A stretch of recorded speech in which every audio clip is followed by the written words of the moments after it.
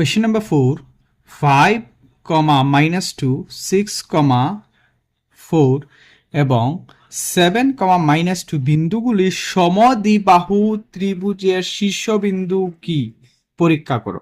আমার দেখো কোয়েশ্চেনটার মধ্যে কইছে এই যে আমার বিন্দু তিনটা দিছে দেওয়ার পরে কইছে এইটা কি তার সমদ্বিবাহু মানে দুইটা বাহু ত্রিভুজ একটা ত্রিভুজের কি থাকে তিনটা বাহু থাকে মানে দুইটা বাহু কি সমান এক লাইনে পড়ছে নি না এক বিন্দুর মধ্যে পড়ছেন না তা আমরা পরীক্ষা করতাম। তাইলে এইটা আমরা যদি পরীক্ষা করতে যাই তাইলে আমরা এখানে করবো সলভ। তাহলে আমরা এটা কি করবো, এটা করবো সলভ। ধরি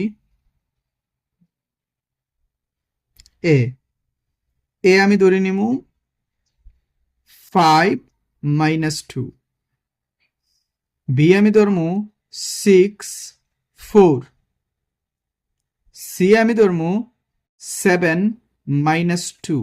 ঠিক আছে, এটা আমার এ বি এবং সি। এখন আমি অতএব A B equal to A B আমার এ হইল কি আমার 5, -2 এবং বি হতো 6, 4। তো আমি যদি এটারে বুঝার জন্য আমরা লিখিলাই x y x1 y1 x2 y2 equal to আমার ফর্মুলাটা কি আসলো, ফর্মুলাটা হয় x2 - x1 whole square plus y2 - y1 whole square.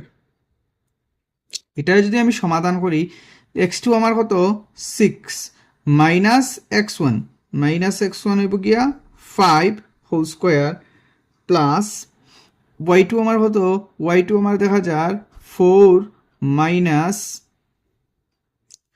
y1 আমার কত y1 হইল গিয়া y1 হইল গিয়া -2 হোল স্কোয়ার ইকুয়াল টু 6 থেকে 5 গেলে 1 স্কোয়ার প্লাস 4 মাইনাসে প্লাস 4 আর 2 6 6 হোল স্কোয়ার ইকুয়াল টু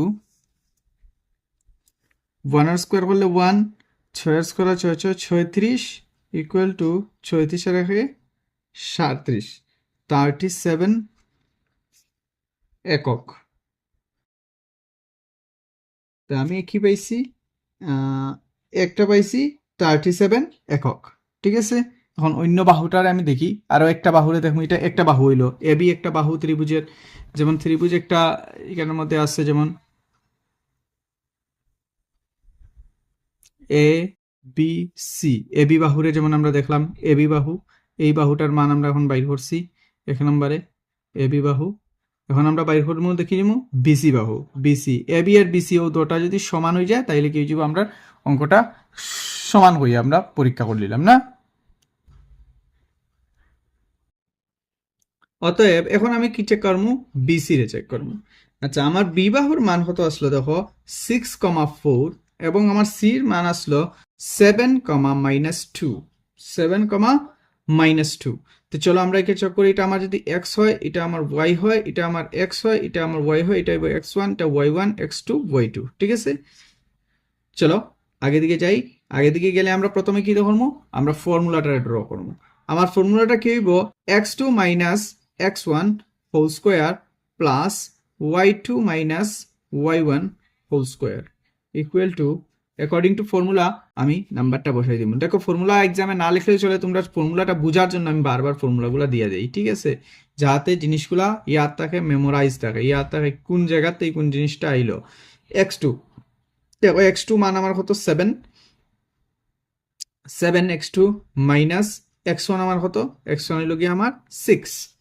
আচ্ছা, হোল স্কোয়ার প্লাস y2 আমার y2 হইছে গিয়া -2, y2 হইছে গিয়া আমার -2 আর ফর্মুলার মাইনাস, আর আমার y1 কত, y1 হইল গিয়া 4 হোল স্কোয়ার ইকুয়াল টু, আমি কি তা করছি 7 থেকে 6 গেলে 1 হোল স্কোয়ার প্লাস মাইনাসে plus sign minus 4 5 6 6 whole square equal to 1 square 1 plus 6 square 36 তোমরা কবে এখন -6 হোল স্কোয়ার আছিল এটা মাইনাস হয়ে গেল -6 ইন্টু -6 আমরা জানি মাল্টিপ্লাই হলে মাইনাসে মাইনাসে প্লাস আর এখানে যদি যে সময় মাল্টিপ্লাই করছি আমার কত হয়েছে 36 ওই কারণে এখানে প্লাস 36 হয়েছে আশা করছি বিষয়টার মধ্যে কোনো কনফিউশন রয়েছে না আর 36 প্লাস 1 37 একক 37 একক তাহলে আমি দেখতে পাইছি আমার এসি বাহু বাই রইছে এবি বাহু বাই রইছে 37 বিজো বাই রইছে 37